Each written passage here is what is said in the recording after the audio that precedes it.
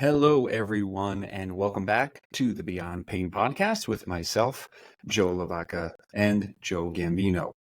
In today's episode, we tackle a subject that is known by many, or at least spoken about by many, especially in the rehab world, and that is posture. Joe and I share our thoughts and views, as well as the three biggest myths that we think exist around posture, and as well as some key takeaways for you to implement at home or in your rehab journey. We hope you enjoy this episode and all future episodes of the Beyond Pain podcast.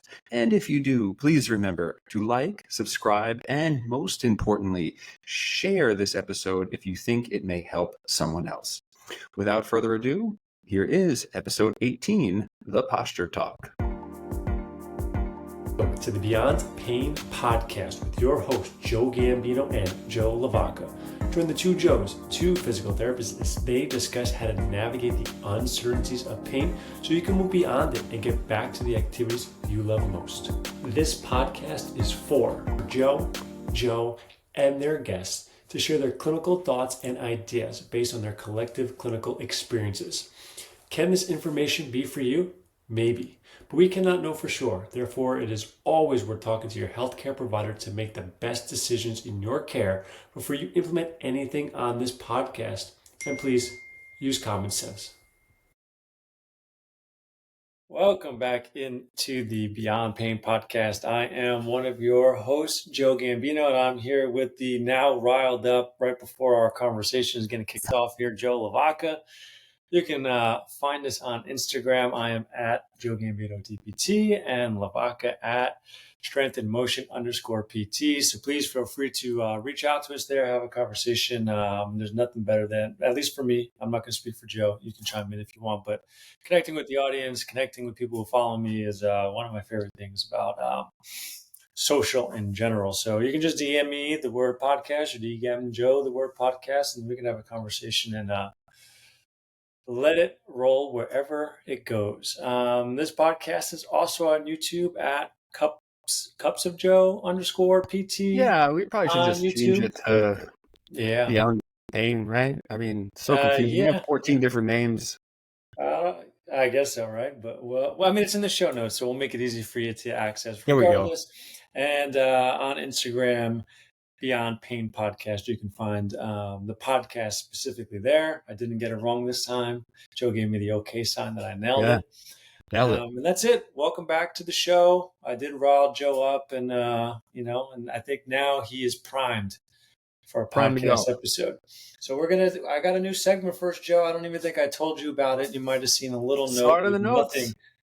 Nothing, but it's the question of the day, and I have one of you from one of my clients, Mercedes. So let's jump into it. The question is about mobility work, specifically when targeting someone who has hypermobility. So we'll give a little quick overview about how we're looking at mobility, flexibility, stretching for that population specifically. Yeah, I like this new segment already. A little Q&A. So let's just welcome that among everyone if they want to drop a question for the podcast, and we can always start off answering one or two of them. Interestingly enough, since I was brought a slightly different perspective on this while watching Dan Pope's actual course, Fitness Pain Free. He talked a little bit about hypermobility, certain joints, and made me sort of reconsider my stance on a couple of ideas. So this also came up in clinic several times for us this week with Avery and I, and we just got done talking about it ourselves. So with hypermobile clients, stretching, I would say these fall into the category of any sort of athlete. You're going to want to do the things that you're really good at, and maybe even temporarily relieve or alleviate the sensation, we'll call it pain in this case, that you are maybe struggling with. So I put myself in a position, put my body at length. This stretch alleviates something that I don't want to feel, pain, ache, whatever. Typically feels good, maybe while I'm doing it, maybe for a couple seconds off of it. But then this whole sort of idea comes back and I feel stiff again, or maybe the pain comes back or the symptom comes back. So what I've started to really think about with hypermobile clients is this might be a great time to consider your soft tissue work. This is, I think, where your foam rolling comes in. I think that when we label things as proprioceptive for the body, interoceptive, these are all just like things that people talk about with balance and things like that. There is another term that I like to cue everybody in on, and that's interoception. And that's just basically the feeling that's happening inside your body that you're aware of.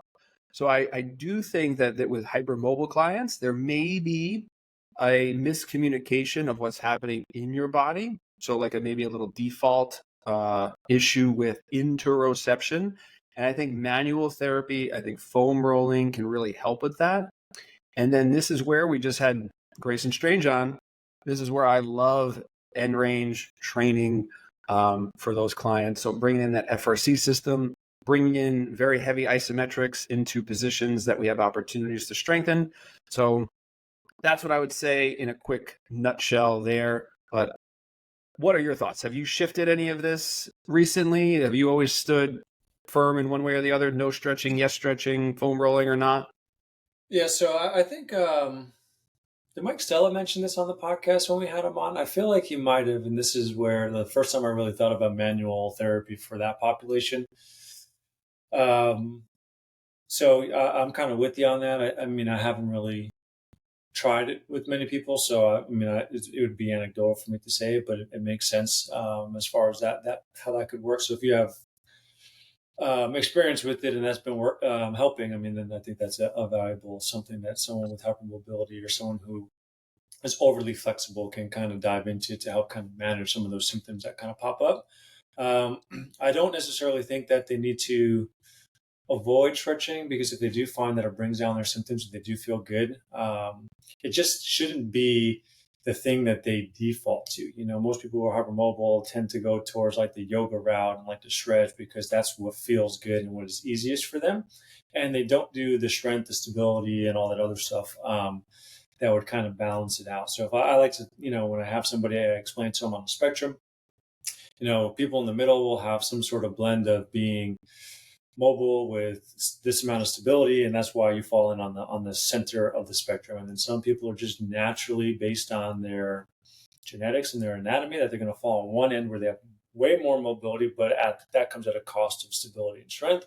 You have other people on the opposite end of the spectrum, which can have a lot of strength, but sometimes they can that comes at the expense of being hypomobile, right? So being less flexible than somebody else, right? So you can have this kind of range here. So I'm agreeing. And range strengthening, really, it's mobility training that's helping you kind of have better control of your body and also strengthening at the same time. So isometrics and eccentric loading and all that stuff that challenges some of that, because usually those people with hypermobility will have more passive range than they have active. So can we close that gap and give them as much control over that passive flexibility as possible?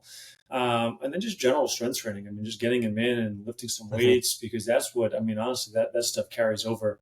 I had a client who just yesterday messaged me. She's like, I'm so grateful for all the strength work, what you're doing. She's a Pilates coach, and she's like, we're literally moving locations.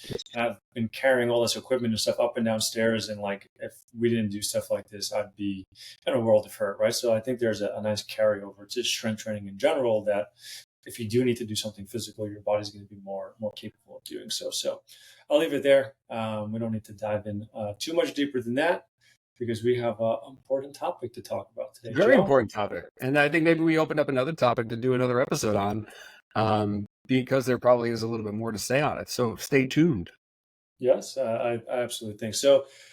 Today we're going to be talking about posture, something that pops up, I think, all the time. I get constant questions about it. And whenever I have a conversation with somebody about being a client, or they are a client of mine, or a family member, my posture is always something that pops up here.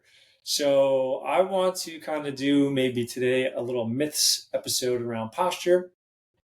So let's kick it off there. I'll let you lead this one from here, Joe boy. Totally. Well, you know what I like to do when we talk about very common things in our industry is ask the question, what is posture? And, again, I Googled it. There is a definition. It is defined. What would be your definition of posture, Joe? My definition of posture would be the way that you hold yourself. I think you can look at it in two different ways. One, there's a static portion, the way you sit, the way you stand, the way you hold yourself in a singular moment, but it's also your ability to get, it's also dynamic in nature, right? So if you're moving, right, what positions can you get into? What can you maintain? If I'm going to use plank as an example, right, can you maintain postures under load? Can you move through different positions and actually access them? And I think what's maybe more important here is your ability to get in and out of positions, as probably the more important scenario than the static picture of how we're sitting. Yeah, I like this idea of variability. That's something that we have talked a lot about on the show, having more options for movement. Can you get into a position? Can you get out of a position? That's important. When I went to Google with all these now AI tools and everything that I love reading about and capturing some information, I think they're very helpful. There's actually two definitions that pop up. The AI overview says this: posture is the way you hold your body when you're sitting, standing, or lying down. No mention of dynamic movement, no mention of how you're holding yourself in different environments, right? Just that, sitting, standing, lying down. I do like this. Posture is maintained by your musculoskeletal system. So I want to come back to that when we start talking about how to treat it and train it. Because if it is a musculoskeletal system, then maybe we don't just need to work on scap retraction. We can think about big picture type stuff. Here's the second definition that popped right up underneath it. And I think this is more from the NIH, or the National Institute of Health. The term posture means the position of your body in space. This I like a little bit better as a more broad term. It also indicates the position of body in space that has the purpose of maintaining balance during dynamic movements, as well as being still. So I think a friendlier definition there, but I agree with what you said. It's a little bit more about how you're holding yourself in an environment and what maybe you're doing in that environment. And I know you wanted to do a 3 myth or some top myths about posture, and I was reflecting on that a little bit. And these were the ones that came to mind, and I'd love your feedback on them. Number 1, with our clients, our family members, people who come to us in pain, maybe even with other clinicians, there seems to be this idea that there is a universally correct posture. I think that's myth number 1. I think myth number 2 is maybe a self-reflection for you and your clinician to do together. I can accurately assess it, and you can accurately assess it. And we know exactly what we're looking for, and we can see all these tiny, minute movements of a spine, of a foot, of a knee, you name it. Then the last one, posture is the cause of your pain. And I think these are the most consistent narratives that I see shared by my clients that we end up chatting about. You're virtual, you're all over the place, right? You see people all over the country, right? Is that reflective of people that you see in the digital space as well?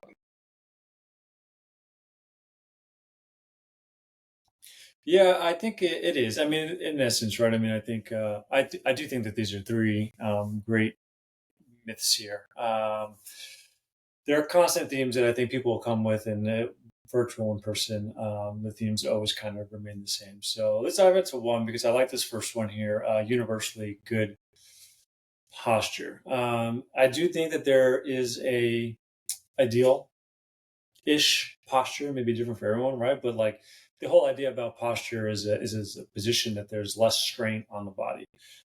So sitting a certain way, standing a certain way, sure, there's some merit to it, right?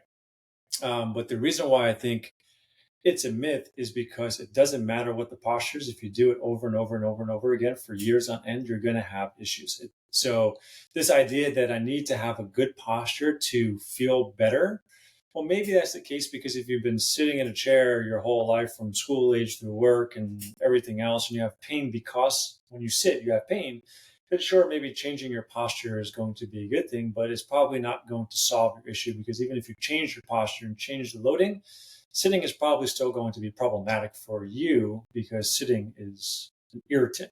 So for that person, right, it's going to be moving more, breaking up the position. So can you sit for a couple hours and stand for a couple hours and then sit for a couple hours and then go take a walk in the middle of your day? And constantly moving is going to be probably the better scenario for that person, because that repetitive strain that happens over a long period of time that causes these problems gets broken up, and you have some recovery built into your day around it. So I think that's kind of where, it's a myth from that perspective, but we can use that potentially to your advantage. If sitting slouched speeds up the response for pain, then maybe changing the way that you sit can have an impact. But again, right, I don't think that's going to solve the problem, and we're only kind of maybe move the needle or push that.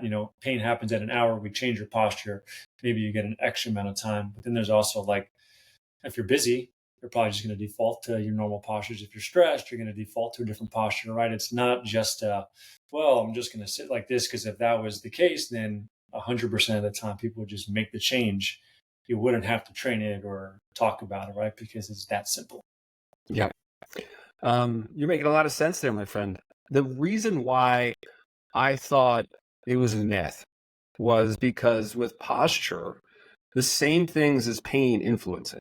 It's your genetics, it's your body composition, it's your environment, it's the psychosocial factors you mentioned.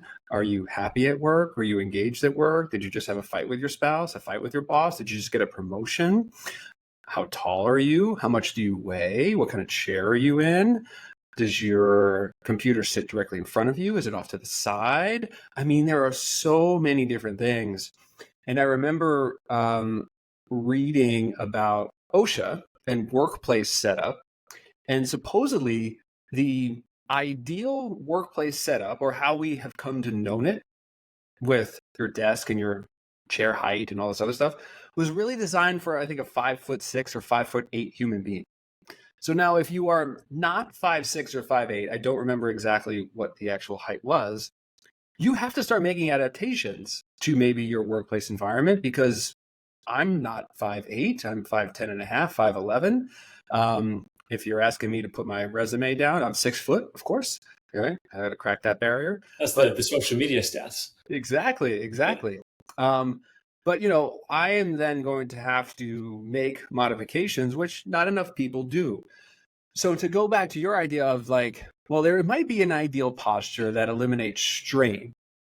I'm going to challenge that just a little bit, because if I'm slouching or sitting in any position, I can put more strain on one hip, less strain on the other. I can lean forward. Yeah, maybe I put a little bit more stretch through the muscles of my thoracic spine. We're going to get to that in a minute on what flexion does to muscles of your spine. But if I sit up and I redistribute force, well, yeah, okay, I'm taking off some force in one area, but I'm putting more force or strain in another area. So my body weight didn't change, gravity didn't change. It's just about how I'm dissipating these forces. And of the things that I've been reading and what I try to talk to people about is, they'll always show me this, like, oh, I sit very forward, I'm like this all the time. And I tell them, I don't think that you probably start off like that. You're probably getting into this posture, because you're at work. Maybe you're engaged in what you're doing, or you're trying to get things done quickly, right? So there is efficient ways for you to focus your attention and conserve energy. Or maybe you start slouching and moving around because you have pain, and the slumped position actually alleviates some of that pain for you. And now coming out of that position is painful. And therefore, I think slouching is the thing that's causing my pain. So, I think there's some things where the forced conversation is always interesting to me, because it's just like squatting and preventing your knees over your toes, right? Well, if you prevent your knees over your toes, you better have strong hips and a strong spine, because that's where the load's going. So if you want to sit more, erect or tall, well, then you probably need a better pelvic floor. You probably need some extra length through certain tissues in the posterior side of your hip. Right? There's so many then different things that you have to think about in terms of your opportunities to even sit like that. So that's where I think I was going with that kind of first bullet. Yeah, and I'm in complete agreement. I think that the ability for someone to, if you're sitting with perfect posture, is such a small portion of things, and again, right, it's not going to be the thing that would make a major change for anybody. Because if it was that simple, nobody would have pain from a sitting perspective or a standing too long perspective, because it's so easy to, I could just say, hey, you're standing there. Okay, well, where's the weight on your feet? Oh, it's more on your heels. Well, what if you just changed it so that the weight's, even, but, right in the middle of your foot? Or like one of the tests that you could do for PT is you stand on a table behind someone and push down their shoulders and kind of see where they feel stress. And then you can change it and try it again and see if it redistributes it. All that stuff is, easy. You can do that, snap of a finger just by coaching somebody. So if that was the solution, well, I think we would have a whole lot more answers and posture wouldn't be this big thing. But I think it's very easy for someone to attach to posture. Someone says, oh, your posture's so bad. Look at how you're sitting, you're rounded, blah, blah, blah. And then, there are some people who physically and anatomically cannot get out of flexion. Those people are doomed if that's the case, right? Like they're going to live a life of pain just because they are kyphotic in nature, right? Which is not the case. There are plenty of people who have kyphoses that have no pain, and there are some people that have pain, and there are some people who sit with perfect posture and have pain, and some people that don't, right? So what is the reason? And I think what we're just trying to say here is that it's more complicated than we think, and it's not as simple as a tweak here or a tweak there that's going to make all of your issues go away. Amen. Perfect. We got it. Let's move to number 2. Can we accurately assess it? And I kind of like this one, Joe, because I think the idea that us as PTs or your doctor or your chiropractor or your trainer that's going to sit here and say, this is neutral spine and this is perfect posture and just eyeballing it. I mean, we can maybe have an idea, right? But unless you're using some sort of device. And I think really what we're trying to say here is like if you and I were both looking at somebody and I put you in a different room and I said to this person, oh, this is perfect posture. This is how you're supposed to sit. This is, if I'm looking at your shoulders and I find this higher than the other, and then I go into another room and you come out and you do the same exact assessment, there's a good chance you're going to be telling them something different. For sure. Because inter-rater reliability or the testing between 2 practitioners is not very strong when it comes to this. So the fact that anybody can be with like super confidence, right, that this is what they're seeing and then tell that to the person, I think is not fair to the patient or the client that's sitting in front of them. Okay. And I think too many people, like you said, just eyeball it. It's you looking at your coworker, or when you're working with your provider, it is something just totally random of like you pushing down on their shoulders. Well, shouldn't we be pushing down on their head? Should we push down on their shoulders first? Should we push down simultaneously? Then we would have to do it sitting, standing, staggered stance, walking, all these different types of things. And I think what's interesting is if you wanted to try to assess this at home, or if your provider has told you have forward head posture and you're just eyeballing it, there is sort of a range that you'd want to look for. And it's just looking at your ear, the back of your neck, where that kind of like, nice vertebrae really sticks out, and then your shoulder. So it's that sort of line there. If that line is, or that angle is smaller than 50 degrees, right? So your head's really forward, that angle becomes a little smaller. That would be sort of a representation of your forward head posture. Now, here's the funny thing. Even if you did that with your spouse and you're looking at your ear line and your neckline and everything else, and you were like, oh my God, honey, you have forward head posture. Here's the thing. It hasn't been correlated to people with neck pain. And even if it were, how far away from 50 degrees would we need to interject? Do you interject at 45? Should we work at 40? Should we work twice as hard at 42 that we would at 44? It's 39.92. Yeah, exactly. But that's the thing. It's like, excuse me, when does it actually matter?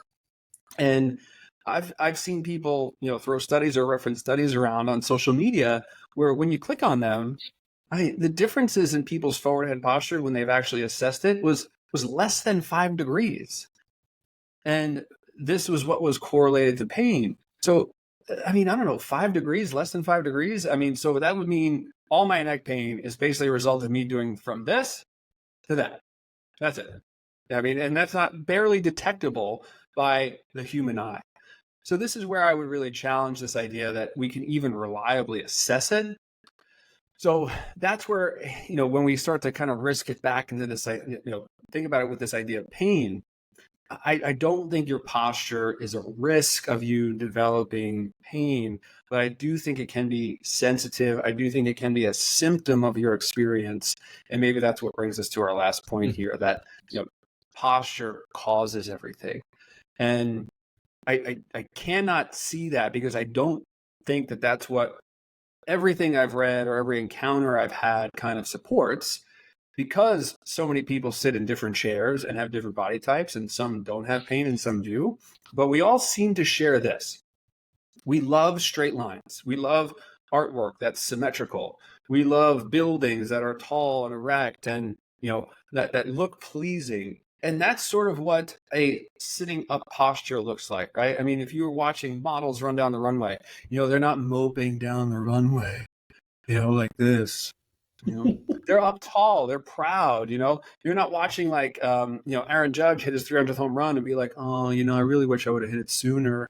No, he's tall, he's erect, he's proud. I mean, there are all these like things that we model ourselves after, and then think that one moment in time is how we should look at all moments every time. So I think it's better for me to kind of think about like almost like a car dashboard analogy for clients who have pain with sitting or standing. It's like, look, you're driving along, everything is fine until it's not. Your check engine light comes on, your gas light comes on, maybe a tire pressure light comes on. But what happens? You see something and then you do something, right? That triggers a behavior. Hey, I need to pull over. I need to check my air pressure. Hey, I need to make sure I stop at the next gas station because I need to refuel. I need to schedule that trip with the mechanic because you know what? There was a couple of knocks or things that I heard prior to that light going off. And then I say this to them. Well, if you feel something, you change something. Sit more forward in your chair. Sit more back. Raise the chair up. March in place. Spin around in a circle. If you have a band, I don't know, do some bicep curls. Do anything that's just going to change your system and the state of your system, even if it's for 30 or 60 seconds, and then go back to just working. Because guess what? The more comfortable you are sitting without worrying about your head up tall, the sooner you get out, the sooner you get to happy hour, the sooner you get to your weekend. And to me, that's my trade-off. I'm okay with that. Yeah. No, I like that. And it's funny because, I mean, going back to point one, right, with moving more, how many people I've had tell me like, oh, sitting bothers me after an entire day of working. So I got a standing desk. So now I stand all day. And then they have pain because they're standing all day, right? Again, right, it comes back to breaking things up and taking a break. And once you start to feel something, it should be your cue, right, to change your positions. And I think one of the big takeaways about point three here about posture not being causative of pain, really nothing is causative of pain, right? It's always whatever you're doing is exceeding whatever your body's capacity for stress is at that time. So if your body is, whether it's squatting is painful, whether it's sitting for a long period of time, whether it's waking up in the morning, right? All that's telling you is that the stress that you're placing in your body for that period of the day, it's just exceeding your tolerance. So what we need to do is improve your tolerance to taking those stresses. And then as we're doing that, and we're trying to build up a more robust body, right, that can tolerate more stress, how can we in the short term not allow those long-term low force stresses from sitting or lying or standing? How can we just break it up so that let those tissues recover? And I think that's perfect. Like, hey, you're sitting a certain way and you start to notice some issues. If you sit up taller, if you lean forward, if you, I don't know, sit on a stability ball, set up an actual chair, anything that's going to change the way that you're being loaded so that those tissues that were feeling discomfort just have some recovery. Right. Right. Love it. So let's, shall we you want to rehash things for the listeners to wrap it up, Joe? Yeah, I think big takeaways. Don't get too focused on any one thing in rehab. I think this is across the board. So if it's your posture, if it's your mobility, if it's one particular joint range of motion, a stretch of this, don't get too hung up on one thing because you are part of a much bigger system. And I think changing the variables within that system are much more complex than you just sitting upright or finding a stretch that works for you. If your provider thinks that posture really is important in terms of your pain and your function, they're probably a little bit dated in their ways of thinking, right? They're probably a very heavy, mechanically oriented, which is fine. But if you're not getting results, then maybe try to find someone else in your network or in your system that can actually give you a different perspective on this. And then if it hurts to sit for 30 minutes, like my man Joe just said, just get up. Just get up and move around a little bit. Take some action, reset, play with that chair, and then continue about your day. Get your work done as fast as you can so you can get the heck out of that office as quickly as possible. Love it. You know what, Joe? When we record our next episode, I'm gonna stand. Okay, I'm gonna raise my desk here and I'm gonna stand for the next episode. It'll be the first episode I stand for, so sit tight. There we go. All right, guys. Well, that's today's episode. Joe, I love you. Listeners, Love you. We love you. And if you made it this far in the episode, extra love for you as well.